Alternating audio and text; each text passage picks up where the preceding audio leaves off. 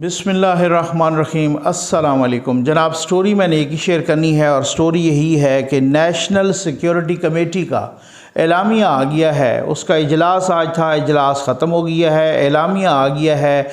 उस एलामिया ने खान साहब के पूरे बयानिए को दफन करके रख दिया है। आप खान साहब क्या बेचेंगे, ये एलामिया मैं पहले आपके सामने बयान कर रहा हूँ। एक ही पेज का एलामिया है, इसमें 2 पैराग्राफ हैं।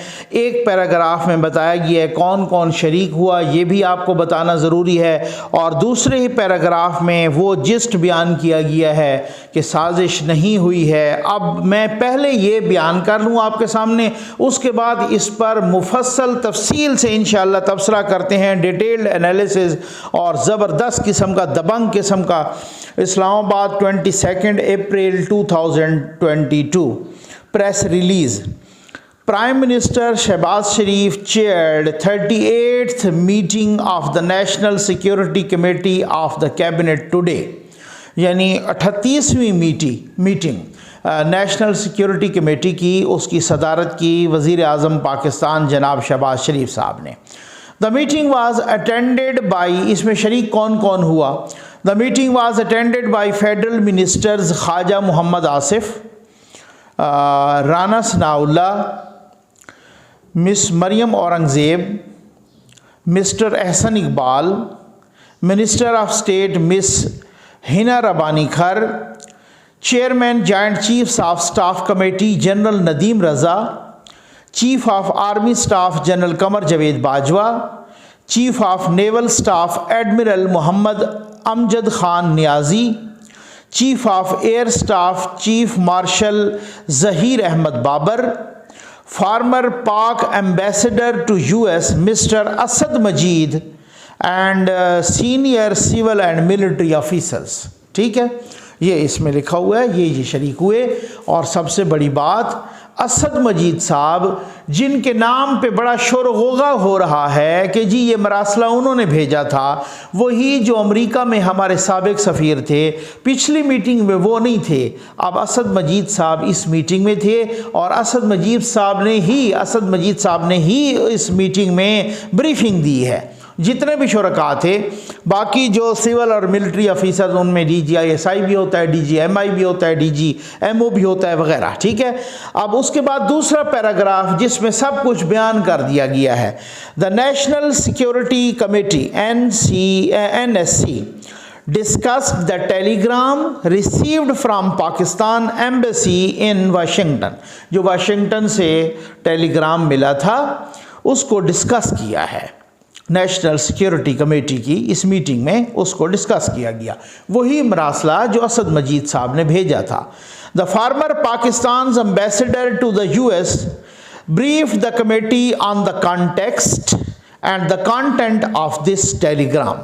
असद मजीद साहब के बारे में कहा जा रहा है कि former Pakistan ambassador to the US, वो अब भी हैं एम्बेसडर, अब वो कहीं और चले गए हैं। तो फार्मर से मुराद ये नहीं है कि वो रिटायर हो गए हैं, नहीं, अब वो कहीं और हैं। इस वजह से US में, अमेरिका में पाकिस्तान के साबिक सफ़ीर ने पूरे उसका कंटेंट, उस टेलीग्राम का कॉन्टेक्स्ट ब्रीफ किया, उस पर ब्रीफिंग दी। जितने भी मीटिंग के शुरका थे उन सबको ब्रीफिंग दी। उम्मीद है मैं आसान तरीन अल्फाज में बता रहा हूँ।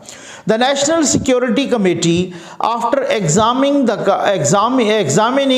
contents of the communication, reaffirmed the decisions of the last National Security Committee meeting। जब उन्होंने सुना, कमेटी वालों ने ये सारा कुछ ब्रीफिंग सुनी, तो उन्होंने वही उसी को रीअफर्म किया जो पिछली मीटिंग में। इसका मतलब है पिछली मीटिंग में भी बड़ा क्लियर हो गया था कि किसी किस्म की कोई साजिश नहीं हुई। इसमें तो खैर लिख दिया गया है ना। The national security committee was again informed by the premier security agencies that they have found no evidence of any conspiracy. ये एलामिया बता रहा है कि आज नेशनल सिक्योरिटी कमेटी को दोबारा बताया गया। बताया किसने? प्रीमियर सिक्योरिटी एजेंसीज ने, मसलन ISI ने या IB ने या इस तरह की एजेंसीज ने इनको बताया कि किसी किस्म की कोई फॉरेन कॉन्स्पिरेसी, किसी किस्म की कोई साजिश का कोई सबूत नहीं मिला। ठीक है। Therefore, the National Security Committee, after reviewing the contents of the communication, the assessments received, and the conclusions presented by the security agencies, concludes that there has been no foreign conspiracy. इस वजह से अब national security committee ने उन contents को review करने के बाद, उसकी सारी की सारी असेसमेंट के बाद, उसका सारा कंक्लूजन जो उनको एजेंसीज ने ब्रीफ किया, इन सारी चीज़ों को सुनने के बाद इस नतीजे पर पहुंची है कि किसी किस्म की कोई फॉरेन कॉन्स्पिरेसी, किसी किस्म की कोई अमरीकी साजिश, किसी किस्म की कोई बैनुल अक़वामी साजिश, बैरूनी साजिश नहीं हुई। हुन आराम ही। अब मैं आपको बता रहा हूं कि खान साहब, आप जिस चीज़ को बेचना चाहते थे वो एलामिया दफन हो गया है। अब आप इस पे आ जाएं कि क्या खान साहब मानेंगे? ना जी, मैं ना मानूं। खान साहब तो नहीं मानेंगे। खान साहब तो अपने, और खान साहब नहीं मानेंगे, उन्होंने आगे यूथियों को कह देना है, यूथी वैसे ही अकल से फारिग हैं, अकल से आ रही हैं माशाअल्लाह। उन्होंने कहना है कि खान साहब अगर कह रहे हैं कि ये शुमाल है और ये जनूब है, तो अगर उसके उलट भी कह रहे हैं तो हम वही मानेंगे। अगर खान साहब कह दें कि काबा के उलट सजदा कर दो, तो यूथी वो भी कर देंगे। ये आपको मैं मज़द के साथ, ठीक हो गया ना। अब बहरहाल मकसद कहने का ये है कि खान साहब तो बिल्कुल नहीं मानेंगे। खान साहब का क्या कहना है? खान साहब ये कह रहे हैं, former prime minister of Pakistan, वो कह रहे हैं मुझे जुडिशल कमीशन बनाया जाए। और फवाद चौधरी साहब भी वही उछल कूद कर रहे हैं कि जुडिशल कमीशन बनाया जाए। भाई, अगर जुडिशल कमीशन बन गया तो जुडिशल कमीशन को कोई फरिश्तों ने तो आपके ब्रीफिंग देनी नहीं। जुडिशल कमीशन को भी इन्हीं एजेंसियों ने ब्रीफिंग देनी है। जुडिशल कमीशन के सामने भी इसी नेशनल सिक्योरिटी कमेटी के मिनट्स रखे जाएंगे। जुडिशल कमीशन के सामने भी ये ISI वाले पेश होंगे, IB वाले पेश होंगे। जुडिशल कमीशन के सामने भी अगर बनता है तो यही असद मजीद साहब पेश होंगे। तो तब क्या होगा? तब भी रिजल्ट यही आना है। अब कोई कह दे कि जी खान साहब ने रट लगा रखी है जुडिशल कमीशन की, अगर जुडिशल कमीशन की रिपोर्ट आ जाती है यही सेम, तो खान साहब मानेंगे? खान साहब उसको भी नहीं मानेंगे। क्यों? वजह क्या है? खान साहब की डिमांड पर एक जुडिशल कमीशन बनाया गया था और वो जुडिशल कमीशन 2013 के इलेक्शन की मुबैना धांधली से मुतालिक, ठीक है। और उस जुडिशल कमीशन को उस वक़्त के चीफ जस्टिस ने हेड किया था। 2 रुकन उसके साथ और भी थे और उन तीनों ने एक रिपोर्ट बनाई थी। वो रिपोर्ट आज भी मौजूद है। उस रिपोर्ट में कहा गया था कि किसी किस्म की किसी किस्म की मुनज़्ज़म धांधली नहीं हुई। इस इलेक्शन में किसी किस्म की मुनज़्ज़म धांधली नहीं हुई। यानी खान साहब जो कह रहे थे ना, वो नहीं हुआ कि किसी एजेंसी ने, हुकूमत ने, इलेक्शन कमीशन ने कोई धांधली करवा के नून लीग को जितवाया हो या किसी और जमात के हक़ में। लेकिन उसके बावजूद भी खान साहब ने नहीं माना। खान साहब आज तक भी उन्हीं 4 हलकों का जिक्र करते हैं। उसके बाद दुनिया ने देखा कि वही 4 हलके नून लीग के पास आ गए। खान साहब ने वो 4 हलके फिर भी नहीं जीते, लेकिन खान साहब फिर भी मैं न मानूं।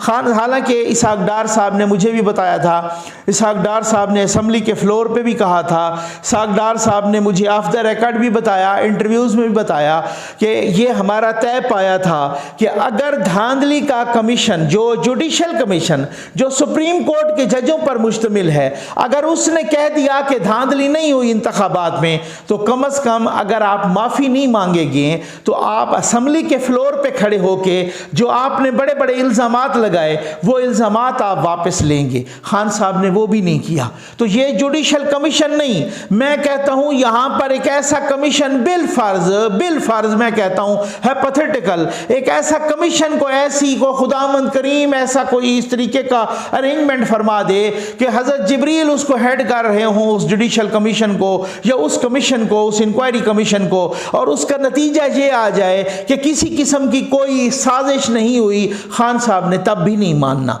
आपको याद है खान साहब ने आते ही एक कमीशन बनाया था और अपनी ही हुकूमत में बनाया था, अपने ही लोगों पर मुश्तमिल बनाया था, और खान साहब ने कहा था कि मैं एक कमीशन बना रहा हूं और लग पता जाएगा इन्होंने जो इतने कर्जे लिए हैं इन्होंने किधर किए हैं, ये किधर खा गए हैं कर्जे, ये किधर गए हैं कर्जे। अब मैं देखूंगा इन चोरों और डाकुओं ने जो कर्जे लिए हैं ये किधर खा गए हैं। खान साहब ने कमीशन बनाया, अपने मनपसंद लोग उसमें शामिल किए। उस कमीशन की रिपोर्ट आई कि जितना भी नून लीग और पीपल्स पार्टी ने कर्जा लिया वो सारे का सारा कौम पर लगा, मुल्क पर लगा, उसकी एक पाई भी इधर उधर नहीं हुई। खान साहब ने माना तब भी नहीं। खान साहब आज भी उनको चोर और डाकू बोलते हैं, तब के सारी की सारे। मैं कहता हूं खान साहब आप हिम्मत कीजिए, सर आप जुर्रत का मुजाहरा कीजिए, एक प्रेस कॉन्फ्रेंस लंदन में जाके कीजिए, वहां लंदन में जाके नवाज शरीफ को, शहबाज शरीफ को, जरदारी साहब को, इन सारों को चोर कहो, इन सारों को डाकू कहो, मैं आपको मान जाऊंगा आप कितने बड़े बहादुर हैं। फिर उसके बाद आप पे होगा डेफेमेशन केस, आप पे होगा इस तरीके का केस, आप पे होगा हत्या की इज्जत का केस, आप जुर्माना अदा करेंगे करोड़ों और अरबों का, और अगर नहीं करेंगे तो फिर आउट ऑफ कोर्ट सेटलमेंट करके एक माफीनामा जारी करेंगे। आप जो कहते हैं ना मैं जिन मुल्कों को जानता हूं उन मुल्कों में आईन और कानून की हुक्मरानी है। ये पाकिस्तान है जो आप खड़े होकर जिस तरीके की शुरलियां छोड़ रहे हैं, और उन शुरलियों पर कौम यूथ जो अक्ल से आरी, अक्ल से फारिग यूथी हैं, वो सारे के सारे उस पर ईमान ला रहे हैं। आप हिम्मत करें, एक अमेरिका में कॉन्फ्रेंस जाके करें, एक आप यूके में करें, इसी तरह से यूरोप के मुख्तलिफ मुल्कों में जाके करें, कहें कि ये चोर है जरदारी, आप कहो कि ये नवाज शरीफ चोर है, आप कहो कि ये फलां चोर है, सारों को चोर कहो। उसके बाद लग पता जाता है उन अदालतों में कैसे घसीटा जाता है। आपके मालशिया पालशिया चैनल को जिसने आज तक आपकी कैंपेन चलाई, उनका अरबों रुपए का आपने टैक्स माफ किया, आज वो टैक्स उनको पता चल गया है कि हमसे वो वसूल किया जाएगा। आपने कौमी खजाने को चूना लगाया, उन्होंने अरबों रुपए का फायदा आपसे उठाया। उस चैनल को निस्फ दर्जन से ज्यादा दफा शर्मिंदगी का सामना हुआ, उन्होंने थूका हुआ चाटा, उनको खिफत हुई, उनको जूते पड़े लंदन की अदालतों से। कभी उन्होंने इसहाक डार साहब से माफीनामा जारी कराया इसहाक डार साहब के मुतालिक कि जी हम इसहाक डार से माफी मांगते हैं। कभी उन्होंने नासिर भट्ट साहब के खिलाफ जो कुछ जिस तरीके की बकवासियात की थी उन बकवासियात पे उन्होंने माफीनामा जारी किया। क्योंकि कभी उन्होंने गुल बुखारी से माफी मांगी, कभी किसी से माफी मांगी, कोई निस्फ दर्जन से ज्यादा लोगों से उन्होंने माफी मांगी, और उसके बाद भी वो सीखे नहीं। यहां उसके बाद फिर भी उनकी उसी तरीके से हुल्लड़बाजी जारी है। तो यहां पर आप हुल्लड़बाजी कर सकते हैं, यहां पर यूथिये एतमाद भी कर सकते हैं, यहां पर यूथिये इस तरीके से आप पे अमन्ना व सदकना करके मिन्नवान आपकी बात पर ईमान भी ला सकते हैं। ना तो आप यूथियों को यह कह सकते हैं कि आप जाके अमेरिका में व्हाइट हाउस के सामने अमेरिका मुर्दाबाद का और अमेरिका का जो यार है गद्दार का नारा लगाओ। आप बहुत सियाने हैं, आप बहुत समझदार हैं, आपको पता चलता है कि जहां से जूते पड़ने हैं वहां पे चुप कर जानी है। आप सिर्फ उछलें कूदें, मैं आपको कहता हूं कि फिर कमीशन बन भी जाए। अब आप क्या बेचेंगे, किस मुंह से बेचेंगे, कितनी शर्मिंदगी है। दूसरी दफा नेशनल सिक्योरिटी कमेटी का इजलास हो रहा है और अब तो क्लियर कट कि हमने तमाम इधर एजेंसीज की ब्रीफिंग के बाद, कंटेंट के बाद, वही बंदा जिसको आपने बेचा, वही बंदा जिसने मरासला लिखा असद मजीद साहब, वही असद मजीद साहब ने आके आज ब्रीफिंग दी और उन्होंने उस ब्रीफिंग में कहा है कि जी मैंने लिखा ये मरासला, लेकिन साबिक वजीर आजम साबिक वज़ीर दाखिला, साबिक वज़ीर खारजा, साबिक वज़ीर इत्तलात और नशरियात, सारे झूठे हैं और ये झूठ बोल रहे हैं। किसी किस्म की कोई कॉन्स्पिरेसी, कोई साजिश नहीं हुई, कोई अमेरिका ने साजिश नहीं की, कोई बैरूनी साजिश नहीं हुई। लेकिन मुझे यकीन है कि जलसों में फिर भी आप वही मंजन बेचोगे, क्योंकि आपके पास अपनी कारकर्दगी का बेचने का कुछ भी नहीं है। आपके पास ये कहने का नहीं है कि नवाज शरीफ के दौर में चीनी 52 रुपए की थी, देखो जी मैंने उसे 40 रुपए का कर दिया। नवाज शरीफ के दौर में घी 150 160 का था, देखो जी मैंने 136 का कर दिया। नवाज शरीफ के दौर में आटा 45 रुपए का था, देखो जी मैंने 25 रुपए का कर दिया। नवाज शरीफ के दौर में बिजली और गैस के बिल इतने थे जो मैं जला रहा था उस वक्त जला दिए थे, अब देखो जी मैंने उससे कम कर दिए हैं। मैंने जो इतनी नौकरियां कही थी मैंने वो 1 करोड़ नौकरी भी दे दी, मैंने वो 50 लाख घर भी बना दिए, मैंने सारी करप्शन भी खत्म कर दी, मेरे कोई स्कैंडल भी नहीं आए, मेरी फरागोगी भी अरबों रुपए खा के नहीं भागी, मेरी पीरनी सारा का सारा तोशा खाना भी नहीं खा गई। ये सारी चीजें होती तो तब आपको हक था ये कहने का, मुझे क्यों निकाला? आपके पास कहने को कुछ भी नहीं है, आप सिर्फ खसियानी बिल्ली खंबा नोचे के मिज़दाक कह रहे हैं अमेरिका ने मेरे खिलाफ साजिश की है। अरे भाई आपने किया क्या है जो अमेरिका आपके खिलाफ साजिश करेगा? आपने तो पाकिस्तान को तबाह बर्बाद करने की साजिश की है, वो तो बैठ के तमाशा देखेंगे। शुक्र है, आफरीन है खान साहब पे कि जो खुद ही तबाही कर रहे हैं उसी तरीके की। शुक्र है, मैं कहता हूँ शाबाश है इदारों को जिन्होंने आपकी इस साजिश का, इस झूठे बयानिए का, इस झूठ का, इस झूठ के पलंदे का, इस सारे के सारे को बेनकाब किया है। इसका पूरे का पूरा आपको जो बौखलाहट का शिकार थे, इसकी सारी की सारी हंडिया बीच चुराए फोड़ के रख दी है। इस सब को पाकिस्तान की कौम को मुबारक हो कि वो एलामिया आ गया है, किसी किस्म की कोई साजिश नहीं हुई। अब आप भले खत लहराएं या पूरी किताबें लहराएं, होना कुछ भी नहीं है। उम्मीद है आपको वीडियो पसंद आई होगी। आपका बहुत बहुत शुक्रिया।